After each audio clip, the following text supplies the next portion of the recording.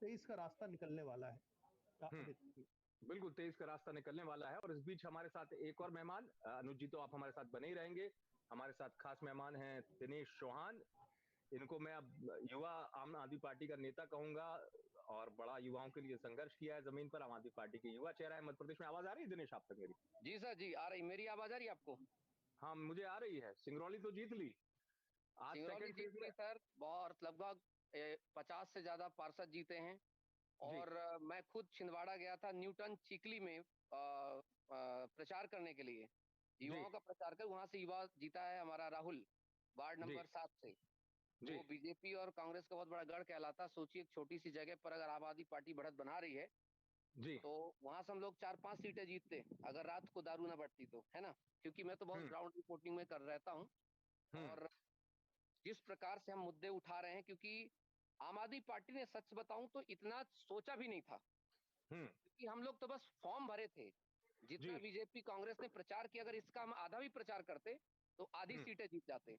और दूसरा वजह हो सकती है हमारे पार्षदों के पास फंड की कमी।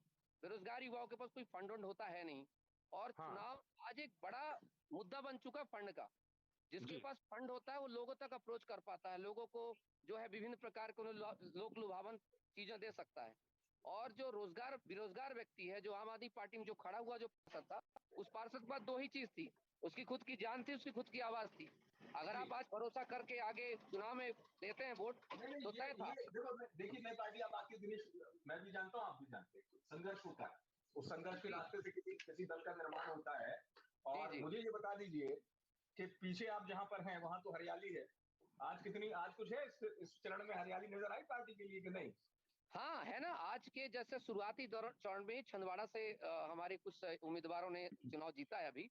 और लगातार मेरे को मैसेज आते जा रहे हैं कि सर हमने यहाँ का जो अभी देखिए, अब सिर्फ हमारे पार्षद निकल रहे हैं, क्योंकि जो बड़े चेहरे थे सिंगरौली के वो निकल चुके।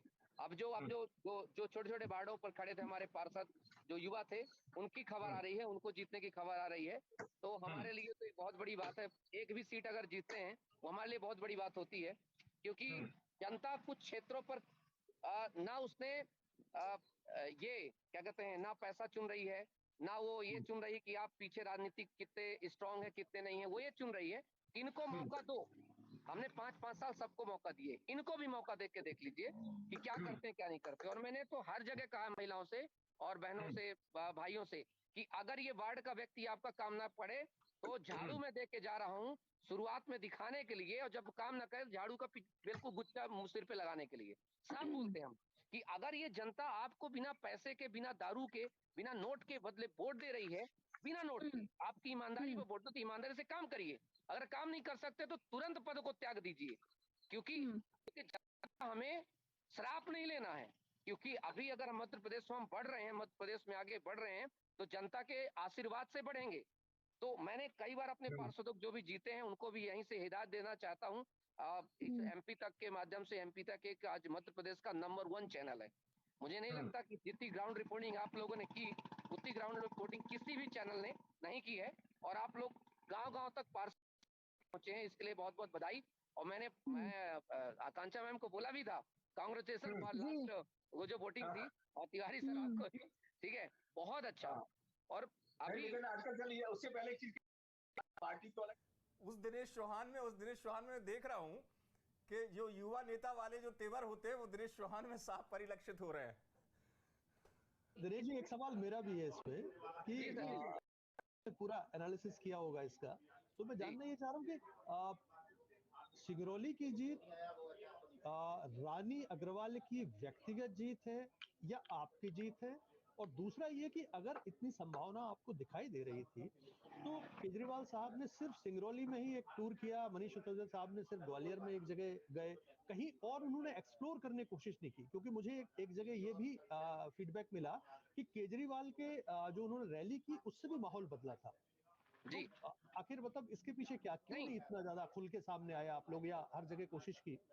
आम आदमी पार्टी में जो सिंगरौली में जो हुआ, माननीय केजरीवाल तो आए, ठीक है, लेकिन ये केजरीवाल जी की वजह से जीत नहीं थी, ये वहां की जनता की जीत थी। क्योंकि जब पिछला इलेक्शन हुआ था तो कुछ ही मतों से हारी थी रानी जी, कुछ ही मतों से हारी थी।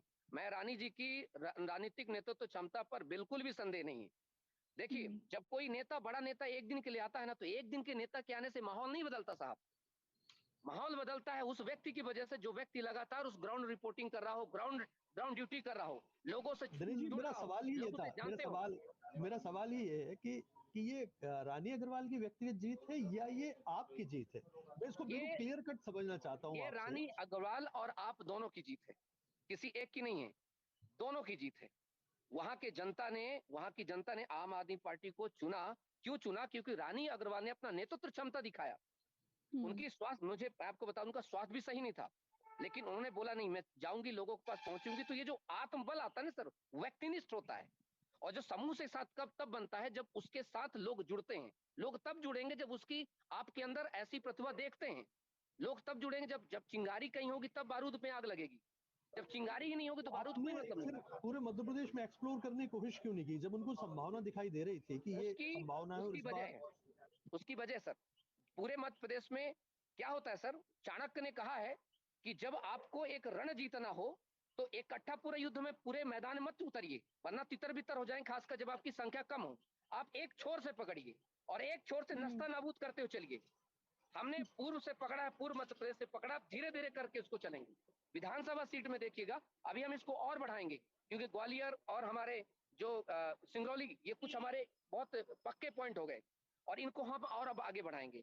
क्योंकि ये हम जो बदलाव ला रहे हैं सर, ये एक दिन का बदलाव नहीं है। 70-70 सालों से जिन पार्टियों ने राज किया हुआ है, 70-70 सालों से जिन व्यक्तियों के पॉइंट बैठे हुए हैं, उनको नस्ता नाबूद करना, उनको उखाड़ना आसान नहीं होता। उसके लिए उस तह तक घुसना जरूरी होता है। इसलिए अपनी ताकत को आपने इकट्ठा बिखेरने से बेहतर है दिनेश उसको जी, एक जगह आप लगाओ। क्यों क्यों अब जो वोटर्स हैं वो आपकी तरफ आ क्यों रहे हैं? मतलब क्या लगता है आपको, क्या कॉन्क्रीट रीजंस हैं इसके?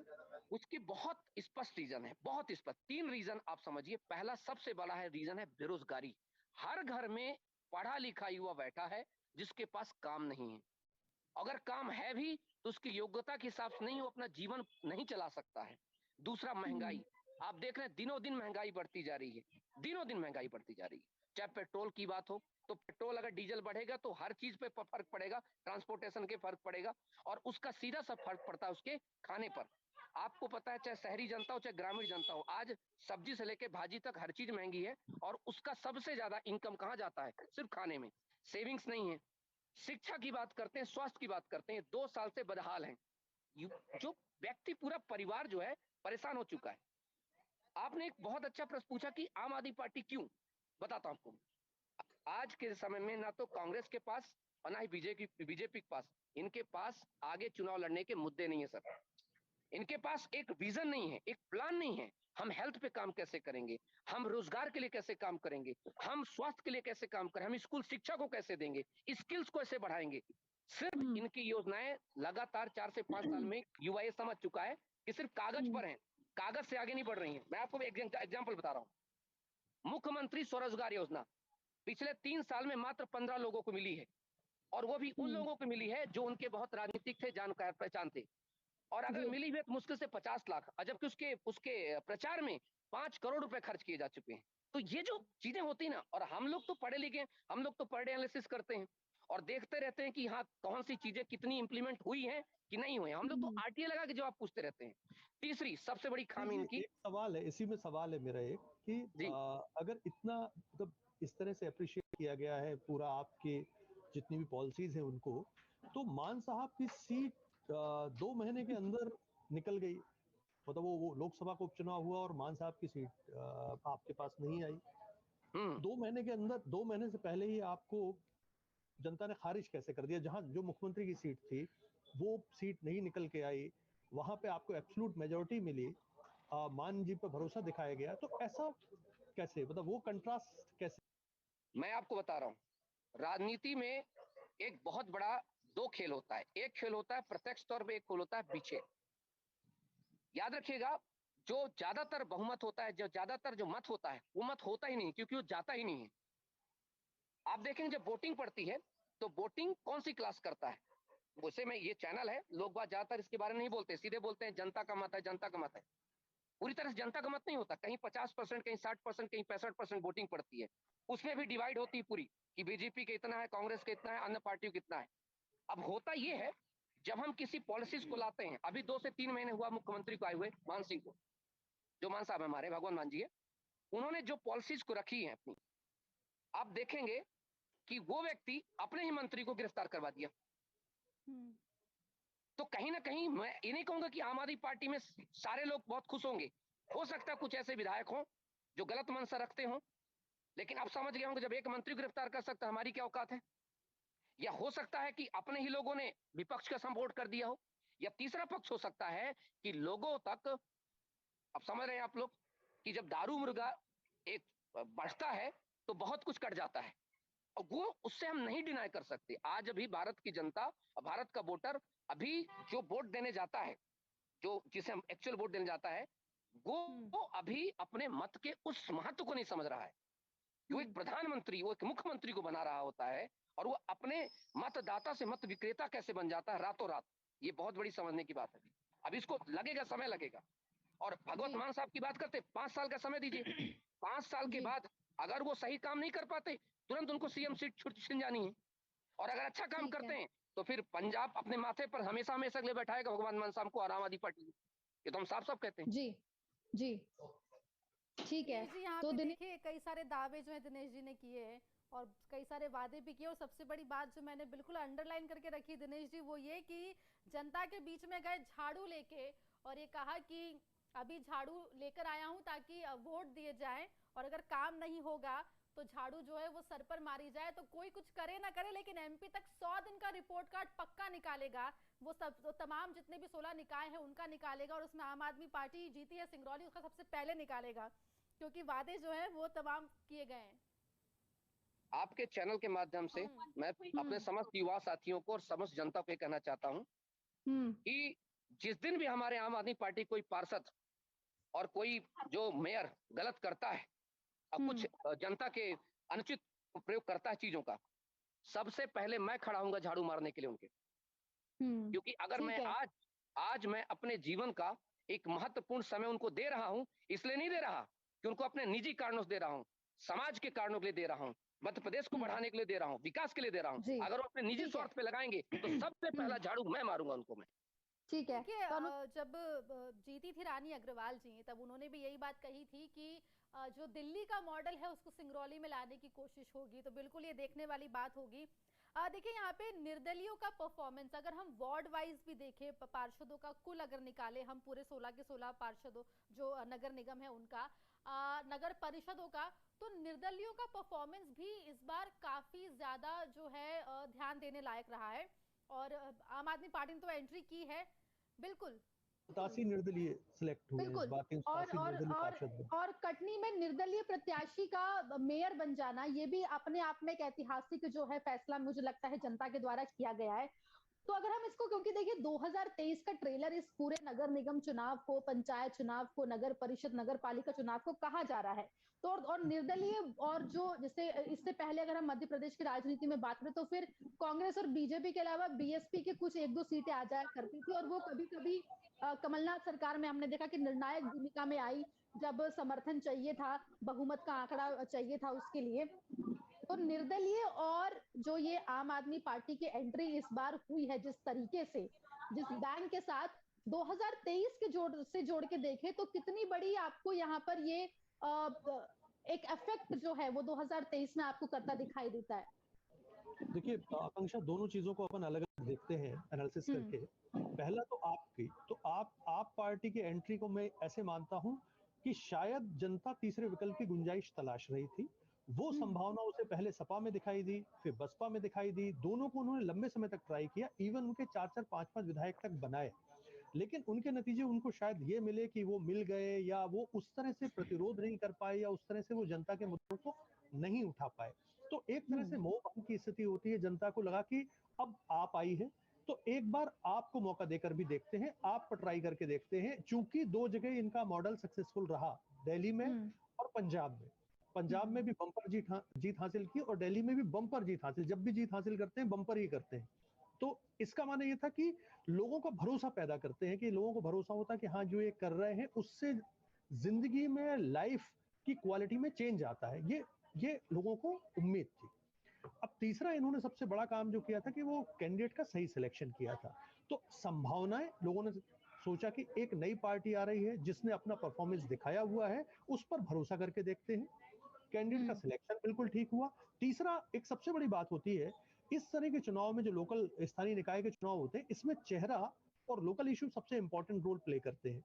चेहरा इसलिए कि वो अगर जुड़ा हुआ है मेरा जनता के साथ, अगर मैं जनता से जीवंत कनेक्ट में हूँ, अगर मैं लगातार उनके मुद्दे उठा रहा हूँ, तो ये चूंकि छोटे एरिया के चुनाव होते हैं, लोगों से जुड़े रहते हैं। मैक्सिमम जो अजय मिश्रा की बात कर रहे थे हम, और जस्ट मैंने बताया भी था अभी कि अजय मिश्रा 3 बार के सांसद हैं, और उनका अगर आप पूरा 3 बार के पार्षद हैं, और अगर पहली बार पार्षद बने थे 99 में, फिर 2009 में बने और फिर 2015 में बने, और इसके बाद 15 में जब वो बने तो नेता प्रतिपक्ष भी रहे वो परिषद में। तो 20-30 साल से वो लगातार स्थानीय निकाय या अगर आप कहें नगर निगम की राजनीति कर रहे हैं, लोगों से लगातार जुड़े हुए हैं, लोगों की समस्याओं को लगातार उठा रहे हैं। वैसा कनेक्ट कहीं व्यास जी का नहीं था। तो उनको पूरी तरह से इसका फायदा मिला कि आपका चेहरा स्वच्छ था, लगातार हमारे लिए काम कर रहे थे, ग्राउंड कनेक्टेड थे, इशू उठा रहे थे, और लोगों में एक भरोसा पैदा कर चुके थे कि स्थानीय मामलों के लिए अगर कोई बेस्ट कैंडिडेट है तो अजय सिंह बाबा ही होंगे, उनको मौका दिया जाए। तो इसलिए मैं कहता हूं कि लोकल इशू, लोकल चेहरा, और तीसरी सबसे बड़ी बात जो अब बहुत सारे युवा भी आ गए हैं पूरी चुनाव। युवाओं की अपनी सोच बहुत अलग होती है, वो परंपरागत किसी खांचे में वोटिंग नहीं करते हैं, वो बहुत अलग तरह से वोटिंग कर रहे होते हैं, क्योंकि वो इन्फ्लुएंस्ड होते हैं सोशल मीडिया से भी। कहीं सोशल मीडिया में लगातार वो बातचीत कर रहे होते हैं, लगातार उनके पास पोस्ट आ रही होती है, और पूरी ग्लोबल लेवल पे, देश के लेवल पे उनका वो एक तरह का विजन भी होता है उनके पास, और उनके पास मैक्सिमम सूचनाएं भी आती हैं। तो अब वो परंपरागत वाला मामला नहीं कि घर में चूंकि बड़े ने इस पे वोट किया तो मैं भी इसे वोट करूंगा, बल्कि वो अपने परिवार का माइंडसेट चेंज करने की भी कोशिश करता है कि यार इनको वोट क्यों दे रहे हो आप, जाके इन्होंने कुछ किया नहीं है, हम किसी पार्टी के थोड़ी हैं, हम कोई लॉयल वोटर या हम कोई भेड़ बकरी थोड़ी है कि किसी के लॉयल वोटर्स होंगे। वो माइंडसेट भी चेंज करने की कोशिश करते हैं। तो चूंकि स्थानीय चुनाव को अलग तरह से हमको पूरा देखना चाहिए, लेकिन ये सेमीफाइनल है बिल्कुल सत्ता का। तो दूसरी बात जो अपन कर रहे थे, खैर एक बात ये तो हुई आप पार्टी की, और इसी को अगर आप लार्ज पर्सपेक्टिव में देखें तो निर्दलीय भी यही है ना, कि जो चेहरा था, जिसके साथ जनता को भरोसा था, और कहीं उन्हें लगा कि ये ज्यादा मेरे एक्सेस में है, ये ज्यादा मेरी बात सुनता है, ये ज्यादा मेरे साथ काम कर चुका है। आप देखें प्रीति, अगर प्रीति सूरी की बात करें तो एक बहुत बहुत छोटी सी बात है, लेकिन बहुत बड़ी बात है ये कि उनका परिवार शव वाहन प्रदान करता है। ये लगातार बात की गई थी। अब लोगों को सबसे बड़ी जरूरत किस समय होती है, जब कोई घर में इस तरह की कोई ट्रेजेडी होती है, तो उस समय जो भी मदद कर रहा होता है, जो भी शमशान तक, जो भी ऐसे समय में उनको मिलता है, बात करता है, मदद करता है, पूरी जिंदगी नहीं भूलता आदमी। आप खुशियों में जाओ ना जाओ, आप दुख के समय उसके साथ शामिल होते हो, तो वो कभी जिंदगी में आपको नहीं भूलता है। और ये सब हो रहा था। तो इस आधार पर कहीं आप देखें कि वही चेहरा, मुद्दे और जुड़ाव, जीवंत जुड़ाव, ये 3 चीजें मिलकर तय करती हैं कि स्थानीय स्तर पर आप पार्षद, महापौर बनेंगे। इसके बाद आता है संगठन और बाकी सारी चीजें। तो मुझे लग रहा है कि अगर हम प्रायोरिटी के वाइज देखें तो चेहरा इंपॉर्टेंट होता है, इशू इंपॉर्टेंट होते हैं, और उसके बाद कितना जुड़ाव आप रखते हैं, आपके चेहरे पर, क्योंकि ईमानदारी और आप पर भरोसा, क्योंकि लगातार अगर आप काम कर रहे होते हैं अपने क्षेत्र में, तो आपके बारे में ये तय हो जाता है कि यार ईमानदार कैंडिडेट है, इस पर भरोसा किया जा सकता है। फिर आपको पार्टी और संगठन का एक सपोर्ट मिल जाता है, तो वो प्लस, और आपके सर प्लस हो जाता है वो एक तरह से आकांक्षा। जी बिल्कुल। दिनेश जी भी जुड़े हैं, लगातार आम आदमी पार्टी को रिप्रेजेंट कर रहे हैं आज। और दिनेश जी देखिए, अब पार्षद तो जीते कई सारे आपके, और काफी मतलब पहली बार के अनुसार मैं बोलूंगी कि अच्छी संख्या में जीते, और मेयर बन जाना सिंगरौली से आम आदमी पार्टी का अपने आप में कीर्तिमान आम आदमी पार्टी ने यहाँ पे स्थापित किया है, क्योंकि मध्य प्रदेश में सिर्फ जो है 2 दल हमें देखने को मिलते हैं। आगे आम आदमी पार्टी का क्या प्लान है, क्या स्ट्रैटेजी रहेगी? क्योंकि देखिए सिर्फ नगर निगम चुनाव तक तो सीमित नहीं रहेंगे, आने वाले वक्त में 2023 पे बिल्कुल नजर होगी, और अगर ट्रेलर ऐसा था तो पिक्चर में क्या दिखाएंगे? अभी सबसे पहले तो आपने बहुत अच्छी बात बोली रिपोर्ट कार्ड की। मैं तो सारे अपने पार्षदों को बोलूंगा, सारे अपने जो भी हमारी मेयर हैं रानी दीदी को, कि एमपी तक के रिपोर्टर्स, एमपी तक के संवाददाता जब भी आपके पास पहुंचते हैं, उन्हें रियल ग्राउंड रिपोर्टिंग देने का पूरी बनना ही, ना तो उनको उनसे कुछ छुपाया जाए, पूरे डॉक्यूमेंट हो, चाहे वो कितना काम हुआ, कितना काम नहीं, सब कुछ बताया जाए। छुपाने की बात नहीं, किसी चीज की बात नहीं, किसी मलाई की बात नहीं, सीधे एक्यूरेट की बात की जाए, ताकि मीडिया एक जनता और सरकार के बीच में एक बहुत बड़ी भूमिका निभाती है, प्रेजेंट करती है क्या स्थिति, क्या हालातों को। दूसरा, 2023 के लिए मैं खुद, हम और मेरे जो साथी हैं आम आदमी पार्टी से, सबसे पहले तो हम लोग ग्राउंड कोशिश करेंगे, तलाशेंगे उन चीजों को जहां जहां जाके अपने की पॉइंट बना सकें, जनता के मुख्य मुद्दे, युवाओं के मुख्य मुद्दे, या कि हम सरकार के, तो अगर आप इनको सुधारेंगे तो बच्चे आपको सपोर्ट करें, हमें कोई दिक्कत नहीं है। मैं आपको बता दूं आकांक्षा मैम, मुझे सच बताऊं, मैं एक एडवोकेट भी हूं, मुझे रत्ती भर दिलचस्पी नहीं है कि सत्ता मिले ना मिले, काम होना चाहिए। 5 से 7 साल से युवा परेशान है, जिस प्रदेश में भर्ती एक ना हो पाई हो, 2017 के बाद 2018 के बाद एक पीएससी का अधिकारी सिलेक्शन ना ले पाया हो, 2017 के बाद से व्यापम की एक भर्ती ना हो पा रही हो, भी लगातार आपने देखा होगा, आपने खुद मुद्दा उठाया एमपी टेट का, पुलिस भर्ती का, कितना मुद्दा उठाया आपने, 4 चेयरमैन बदल गए लेकिन एक भर्ती नहीं हो पाई है। युवा रोता है, युवा परेशान होता है, और हम आज भी कहते हैं आप इनमें सब में सुधार लाइए, चाहे पुलिस की भर्ती हो। अगर आपके पास पुलिस, अब आपको एक अच्छा मुद्दा बताता हूँ, आपसे शायद एक मुद्दा छूट रहा है, अभी जो चुनाव हुए हैं उस चुनाव में 800 से ज्यादा विशेष पुलिस नियुक्त किए गए थे। विशेष पुलिस वो थे जो नगर निकाय में काम कर रहे हैं, किसी सरकारी विद्यालय में काम कर रहे हैं, कोई पटवारी है, आपको लगता है जिन्होंने कभी भी पुलिस का काम नहीं जाना है, आज उन्हें विशेष पुलिस की आवश्यकता पड़ गई और आप उन्हें विशेष पुलिस बना करके खड़े कर दिए। ये सरकार की लाचारी दिखाती है कि आपके पास बल नहीं है, ये सरकार की निकम्मीपन दिखाती है कि आप एक चुनाव नहीं करवा सकते, लोकतंत्र के प्रहरी हैं वो लोग, और आप लोकतंत्र को आप ऐसा क्या करना चाहते हैं आप? ये जनता सब कुछ वॉच करती है, और जनता के साथ साथ युवा वॉच करता है कि हम यहाँ पर बैठे हुए हैं बेरोजगार। दूसरा, अभी आपने देखा 20,000 समथिंग संविदा भर्ती निकाली गई। अरे ये बताओ, जिस देश में, जिस प्रदेश में इतना बड़ा युवा, लाखों का युवा बेरोजगार बैठा है, आप संविदा पर भर्ती क्यों करेंगे? आप उनको रेगुलर भर्ती करने की आपकी तो कुल मिला के ये तमाम जो मुद्दे हैं, बेरोजगारी, महंगाई और जो बेसिक समस्याएं, मूलभूत समस्याएं जिससे लोग बाग जूझते हैं, उनको लेकर जो है उतरेंगे और उसको उनके साथ ही आगे बढ़ने की आप यहाँ पर बात कर रहे हैं। क्योंकि मैम जी हम उन मुद्दों को उठा रहे हैं जिन मुद्दों पर हम कर भी, हमसे आज सरकार पूछे ना आपका इसका समाधान क्या है, सिर्फ हवा पे बात नहीं, हमारे पास समाधान है इसका। रोजगार का समाधान है, स्वास्थ्य का समाधान है, शिक्षा का समाधान है। क्योंकि इतना पैसा आता है, इतना टैक्स जाता कहां पर पैसा है? सैलरी कम कर दो अपनी विधायकों, सैलरी कम को काहे लेते हो 2 लाख रुपए, दुनिया भर की चीजें लेते हो, टैक्स देना शुरू कर दो कम से कम। तो जो आप एक्सपेंसेस जो लगाते हैं आप मंत्री मिनिस्टर के पूरे उसमें वीआईपी गिरी, उसको हटा दो सब, क्योंकि सबसे वीआईपी है जनता, जिसके वोट से आप बनते हैं। किसी राणे राजा के आप कोख से नहीं बनते, आप जनता की वोट से बनते हैं। तो जब जनता की वोट से, ठीक है जी दिनेश जी, मैं लौटूंगी आपके पास। अनुज जी देखिए, अब विंध्य की जो जीत है उसका थोड़ा मैं रुख करना चाहूंगी। आम आदमी पार्टी के बारे में हमने बात की, निर्दलीय प्रत्याशियों के बारे में हमने बात की, महाकौशल के बारे में हम पहले ही बात कर चुके, आगे भी करते रहेंगे। लेकिन विंध्य की जीत को आप कैसे देखते हैं? रीवा बहुत ही मजबूत गढ़ जो है वो बीजेपी का है, और विधायक से लेकर सांसद जो है उस पूरे इलाके से बीजेपी के हैं।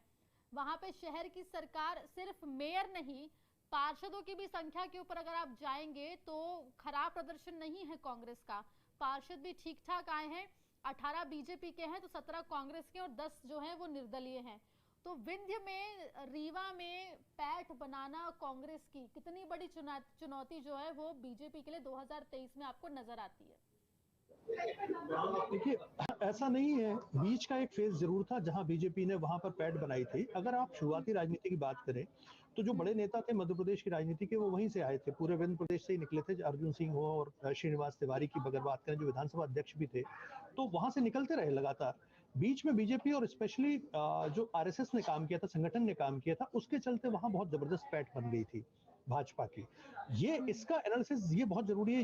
ये सीधी सीधी अगर महापौर की जीत की बात की जाए तो महापौर की जीत असल में चेहरे की जीत होती है कि इस अजय मिश्रा ने जो काम किया था लगातार, अजय मिश्रा ने जिस तरह से 10-20 साल में अपनी पकड़ बनाई थी लोगों के साथ, तब जब इनको सिलेक्ट किया गया था तब से ये माना जा रहा था कि ये बहुत टफ फाइट देने वाले हैं। भाजपा किसी को भी खड़ा करे ये बहुत टफ फाइट देंगे, क्योंकि इनका बहुत जीवन संपर्क रहा है पूरे कार्यकर्ताओं के साथ, और लगातार ये काम कर रहे हैं, अपने पूरे क्षेत्र में जुड़े रहते हैं। 20 बरस का आप सोचिए कि 99 से बना हुआ एक पार्षद 22 तक लगातार काम कर रहा है, और वो जनता के साथ जुड़ा हुआ है, नंबर 1। नंबर 2, कमलनाथ ने यहाँ बहुत प्रयास किए थे, अजय सिंह राहुल वो भी इस पे आए, तो यहाँ गुटबाजी भी नहीं दिखाई दी, बिल्कुल भी कोई गुटबाजी कांग्रेस में कम से कम नहीं दिखाई दे रही थी। इसके विपरीत अगर बात करें, शिवराज सिंह आए, शिवराज सिंह ने सभाएं ली, राजेंद्र शुक्ला जो पूर्व मंत्री हैं, विधायक हैं, वो लगातार कोशिश करते रहे, लेकिन जो कैंडिडेट का सिलेक्शन है, असल में जो जो जो असली चीज थी कि कैंडिडेट का सिलेक्शन उस लेवल का नहीं हो पाया जो उनको उस तरह से टक्कर दे सके और जिसकी इतनी जमीनी पकड़ हो कि जो लोगों को वोटर्स और अपने फेवर में वोट करा सके। तो यहाँ पर 100 मार्क्स दूंगा मैं कांग्रेस को, जिसने बिल्कुल ठीक कैंडिडेट का सिलेक्शन किया। इसके कंपैरिजन में थोड़ा सा बीजेपी कहीं चूक गई और पीछे रह गई। अच्छा, तीसरा ये होता है कि स्थानीय निकाय जैसे चुनाव में आरएसएस बहुत सक्रिय नहीं होता है, वो उस तरह से एक्टिविटीज में पार्टिसिपेट नहीं करता। उसका मानना है कि ये चेहरे पे लड़े जाने वाले चुनाव है, इसमें हम बहुत ज्यादा एक्टिव नहीं होंगे। सिर्फ एक एग्जांपल निकल के आया था, अगर जो पिछला नगर निगम है, अभी जो 2 दिन पहले रिजल्ट आया था, उज्जैन में जब उनको लगा कि बहुत बहुत कमजोर है टिटवाल और माहौल उनके खिलाफ जा रहा है, पूरा महेश परमार बहुत गजब तरीके से काम कर रहे हैं, तो वहां संगठन लगा है और संगठन ने पूरी ताकत झोंक दी थी अपनी वहां पर टिटवाल को जिताने के लिए। उसके बावजूद भी आप देखेंगे 532 वोटों से कुल मिला के मामला निकाल पाए, तो कितना टफ चल रहा था। लेकिन बाकी जगह, चाहे वो ग्वालियर का मामला हो, चाहे छिंदवाड़ा का मामला हो, चाहे जबलपुर का मामला हो, जबकि जबलपुर का टिकट आरएसएस नहीं दिया था, उसके बावजूद भी डॉक्टर जामदार के लिए उन्होंने बहुत, और वहां भी वही मामला था कि चेहरा डॉक्टर जामदार को जब कैंडिडेट बनाया गया था, तब यह तय हो गया था कि इनकी जो लोकप्रियता है और कोरोना के समय इनके जो काम है, जिस तरह से उन्होंने रेमडेसिविर और बाकी एक्टिविटीज पार्टिसिपेट किया, कि सही कैंडिडेट नहीं है इस समय। लेकिन आरएसएस के चलते उनको बनाया गया, कोशिश की गई, लेकिन आरएसएस ने वहां बहुत पार्टिसिपेट नहीं किया, कार्यकर्ता नहीं निकल कर आए। सेम ग्वालियर में भी हुआ, कार्यकर्ता बाहर निकलकर बिल्कुल भी नहीं आए और युवाओं के हाथ में कमान दे दी गई, सीनियर घर बैठे रहे, उम्मीद करते रहे कि जीत जाएंगे, कोई ना कोई तो काम कर ही रहा होगा तो जीत जाएंगे। तीसरा एक मामला और भी है, अगर रीवा की चूंकि अपन बात कर रहे थे, रीवा में ऐसे स्पेसिफिक किसी आदमी की उस तरह से जिम्मेदारी नहीं लगाई गई, जैसे बाकी जगह बीडी शर्मा एक्टिव दिखाई दिए, नरोत्तम मिश्रा पहुंच गए, या कैलाश जी ने कहीं जोर लगाया, या गायत्री पवार ने जोर लगाया। मतलब उनका खुद का होल्ड था, उन्होंने अपने अपने प्रभाव से वोट ट्रांसफर भी कराए, तो उस तरह की एक्टिविटीज भी नहीं दिखाई दी रीवा में कहीं कि राजेंद्र शुक्ला के वार्ड में हार गई भाजपा। बड़ी बात तो ये है, मतलब वो अपना वार्ड नहीं जिता पाए, वो उनको जिम्मेदारी दी गई थी, एक तरह से वो इनडायरेक्टली हैंडल कर रहे थे पूरे इस चुनाव को। तो फिर आप देखिए कि इसके अगेंस्ट वो बंदा जिसकी अपनी पहचान है, जो जुड़ा है लोगों के साथ, जिसके साथ पूरी पार्टी खड़ी है, जहां कोई गुटबाजी नहीं दिखाई दे रही है, तो दोनों मिला के एक डेडली कॉम्बिनेशन क्रिएट करते हैं और उसके चलते वो सीट क्लियर कट निकाली गई। तो आगे चल के मुझे लग रहा है कि यहाँ पे भी बहुत विशेष ध्यान देने की जरूरत है, क्योंकि शहर की जनता आपको अपना वर्डिक्ट दे रही है। गांव में तो या नगर परिषदों में या नगर पालिकाओं में थोड़ा सा आप परफॉर्मेंस बेहतर कर रहे हो, लेकिन शहर कहीं ना कहीं बिल्कुल। और जब शहर जो है वो बीजेपी का स्ट्रॉन्ग होल्ड माना जाता है, और इस बार थोड़ा कुछ जो है उल्टा होता हुआ, या उल्टा तो नहीं कहेंगे लेकिन फिर भी नुकसान तो हुआ है बीजेपी को काफी। और अनुज जी देखिए, 16 से 9 पर बीजेपी आ गई, लेकिन आज भोपाल में बहुत बड़ा कार्यक्रम है, जीत का जश्न। क्या मैसेज देने की कोशिश जो है वो बीजेपी की तरफ से हो रही है? जश्न तो होगा, जीत तो हासिल की, ऐसा नहीं है कि मतलब अगर भले यहाँ पे थोड़ी उनकी आशाओं के हिसाब से, आशाओं के अनुकूल परिणाम नहीं आए हैं, लेकिन नगर पालिकाओं में, नगर परिषदों में अच्छी खासी संख्या में, लगभग उनके 600 से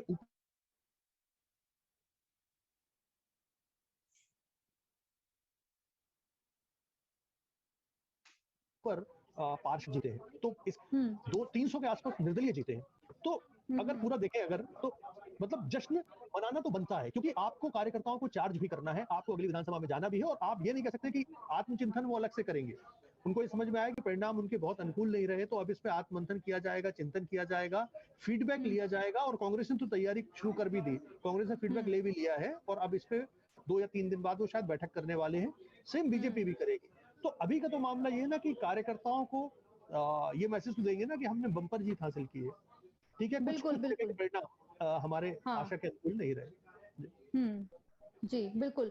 दिनेश जी भी लगातार हमारे साथ बने हुए हैं, और दिनेश जी देखिए, बिल्कुल यहाँ पे आम आदमी पार्टी अब अपना कैडर जो है वो मजबूत करने की कोशिश करेगी।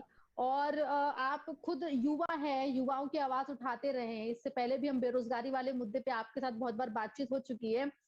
आम आदमी पार्टी कितना युवाओं के ऊपर फोकस इस बार आपको लगता है, खासतौर पे जब वो अपना कैडर मजबूत करेगी तब करती हुई दिखाई देगी, या फिर जो हमने बाकी जगहों पे देखा, चाहे वो दिल्ली हो या पंजाब हो, जो पुराने और नामचीन चेहरे हैं उन तक सिमट के रह जाएगी?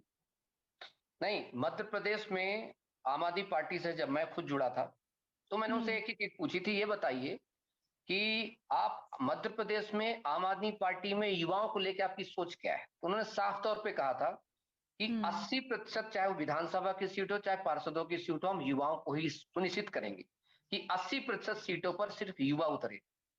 मैं उनसे एक ही शर्त पर, मैंने, क्योंकि मैं